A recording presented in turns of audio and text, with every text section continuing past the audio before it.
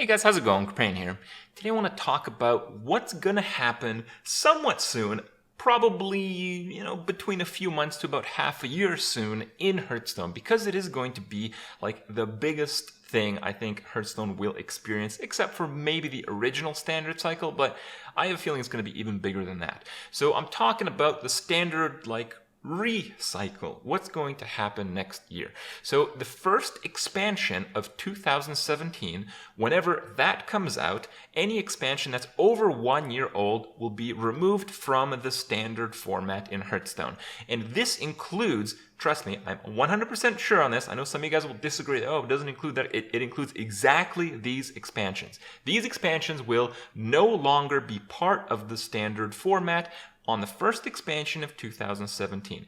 These include Blackrock Mountain, they also include the Grand Tournament, and they also include League of Explorers. Those three sets will not be playable in Standard. And today I want to talk about what that actually means for the game and comparing that idea to what we're actually seeing on ladder right now.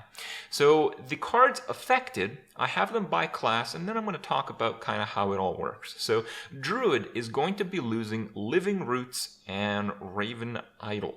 So these cards were very popular in like the Yogg-Saron Druids, but generally, they're not the cards that carry the Druid class as a whole, though missing out on some one-drops can be a pretty big deal. I think Druid will kind of survive as it has in the past. Hunter is losing Quickshot and King's Elec. Primarily Quickshot, really. Quickshot has some very big effects as it's one of those redraw mechanics. It's also a direct damage card. It's flexible enough that it's basically in every single Hunter deck, but it's very difficult for me to really analyze how much decks move up by including this card. When this card was introduced to the game a few years back, it was a pretty good addition, but it felt like a lot of the Hunter decks I would lose to wouldn't have the card, and I'd still get completely wrecked by them. So basically, I think Hunter will again kind of survive. Mage, however, is losing Flame Waker. That's a pretty big one. That's basically in every single and actually some control mages. Losing Arcane Blast, again, pretty big one in Tempo mages. We're losing Spell Slinger, pretty big in Tempo mages, and we're losing Ethereal Conjurer. That's a painful one. Even though the card is included in Tempo mages, I think the other losses that mages will be experiencing will be enough to basically bury and completely kill Tempo mage. So removing Ethereal Conjurer after removing the other three just kind of means that Control Mage is going to suffer a little bit. I don't like that too much, but hey, what can you do? Paladin is losing Keeper of Uldaman, which mostly has to do with dealing with large minions, but Paladin can already do that reasonably well enough, so it's not a huge hit, at least in terms of the standard format. And they're losing Anyfin Can Happen, and that is a really big hit. The Anyfin Paladin is one of the few surviving control decks right now, and I hope it's going to be replaced with other control decks and combo decks. I love control, I love combo, I love the bridge between the two. Anyfin does that, and there's very few other cards that enable that. Priest is losing Flash Heal. That's a pretty big one. There's obviously not many Priest decks out there. By that I mean there's not actually any Priest decks out there, but the few that try generally include this card and depend on it to survive. They're also losing Excavated Evil, so you will no longer be able to clear boards as a Priest. Yeah, that's pretty bad. And they're losing Entomb, so you will no longer be able to reliably win against other control decks. Well, I'm sure that'll be fine. Rogue is losing basically nothing because Rogue is not really a real deck right now.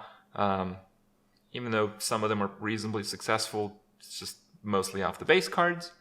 Shaman is going to be losing Totem Golem, also the combo potential with Tunnel Trog. Holy crap, am I happy about that. And, that little combo I think is actually going to be a gigantic hit for the aggressive Shaman list. Some people might still try it, but it's certainly not going to be as ridiculous as it has in the past, unless they introduce more overpowered one-drops for Shaman, which please Blizzard do not do. And then Warlock is losing Imp Gang Boss and Dark Peddler, two very powerful zoo cards. The loss of Imp Gang Boss is pretty devastating. It's like it's the craziest 3-drop in the game right now. So losing that is a pretty big deal on a deck that just needs crazy early game. So that might affect Zulak a lot, but one thing I've learned is that Zulak will never really ever die. So it just means that it's going to be a worse deck and a lot less people are going to be playing it, which I think is great. I don't like playing against people with Zulaks. Then Warriors, basically not seeing much change, at least to the class cards, but a lot of the neutral cards impact Warrior and a few of the other classes. Let's talk about those. So the Dragons are kind of going away.